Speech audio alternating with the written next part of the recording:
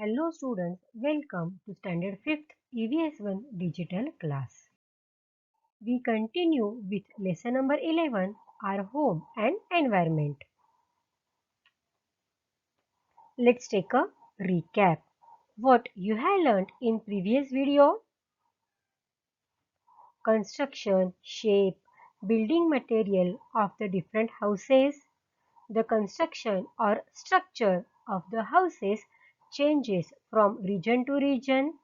Shelters on a footpath, changes in shelter.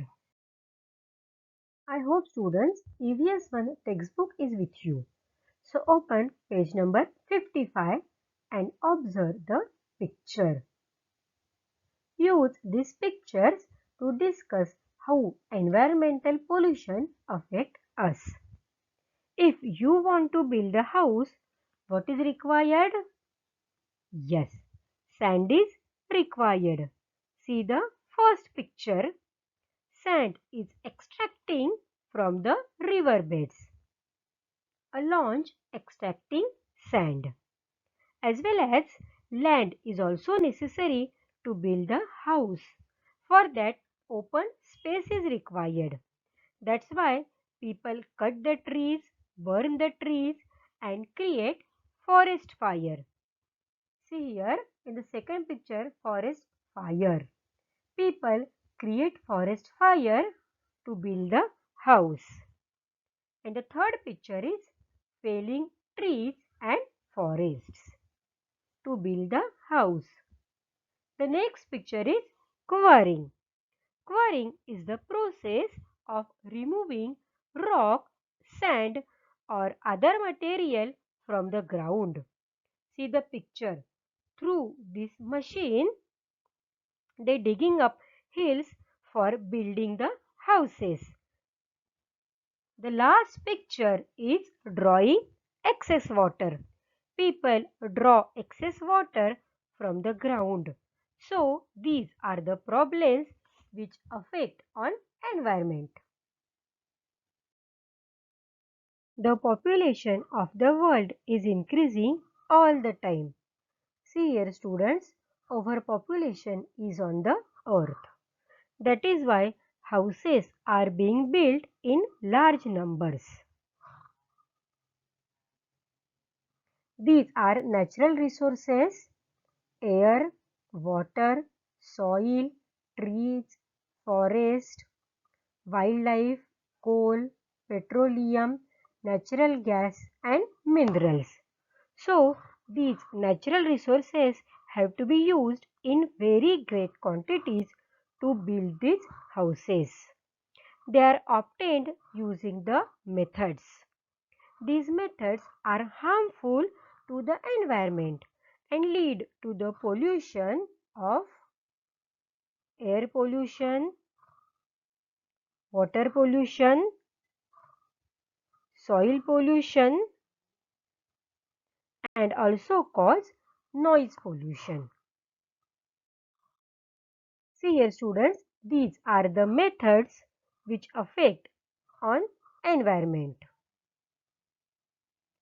Digging up hills for quarrying, extracting sand from seashores and riverbeds, extracting stone and earth from the ground, drawing out excessive amounts of groundwater, felling trees to clear land, filling up ponds, lakes, streams, rivers, creeks and low-lying areas to reclaim land. Because of growing urbanization, land which was previously being used for agriculture and similar other purposes is now being used to build roads and to raise settlements. When this leads to shortage of agricultural land, forest land is used for agriculture. See here students, trees have been cut. Trees are felted in great numbers and forests are reduced. Energy is needed to produce construction material. It is used on a large scale to prepare bricks from soil, cement from limestone, glass from sand, and so on. Where does the energy come from? It is produced using natural fuels like coal, natural gas, or mineral oil. These natural fuels can be used only once. They get consumed when we use them. Moreover, burning these fuels lead to air pollution.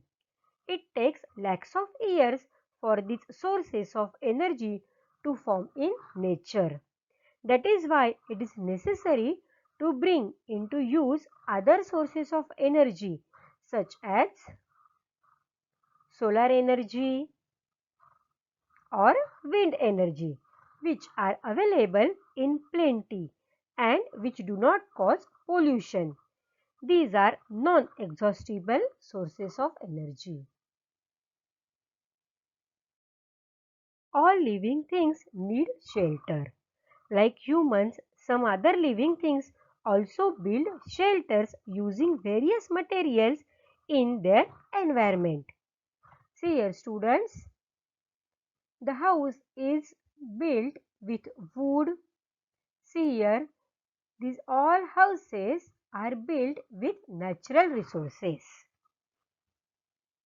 But last year we saw that their shelters are eco-friendly and temporary.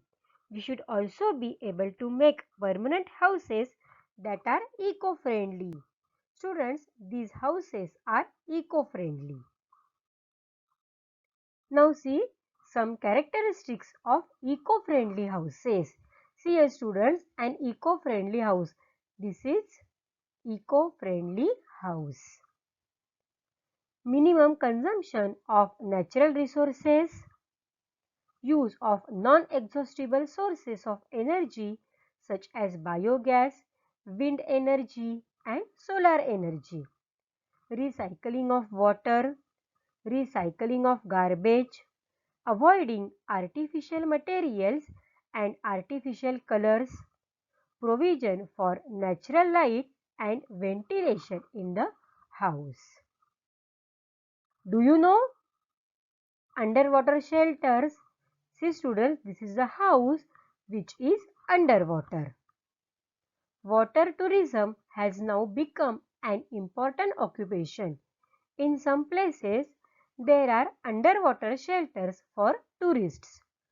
From these shelters, we get a direct view of the seabed and amazing marine life. Such shelters are observed in the coastal regions of Europe and North America. Do you know? The city of Mumbai comprises 7 islands. The portions of water bodies between them were filled with stone and earth to create land. Later, settlements, roads, and industries were developed on this land. Because this reclaimed land is in a low-lying area, it easily gets waterlogged when there is a heavy downpour. See here students, in the first picture, group of 7 islands. See here it is given. Now here, this is the Mumbai city. And in the third picture, it is Brihan-Mumbai metropolis. Now students, what we have learned, we observe a variety in the types of house construction in regions of different climate. Houses are built to suit the climate of that region. Different materials, all obtained from nature, are used to build houses. We should be judicious in using energy. It is necessary to increase the use of non-exhaustible sources of energy. It is necessary to build eco-friendly houses. We must take care that the environment is not harmed. I hope students you understood this lesson. You read and write new words and question answers and learn it. Myself Dipti Pathak, I am signing off. Thank you for your attention. Let's save our environment. Bye bye.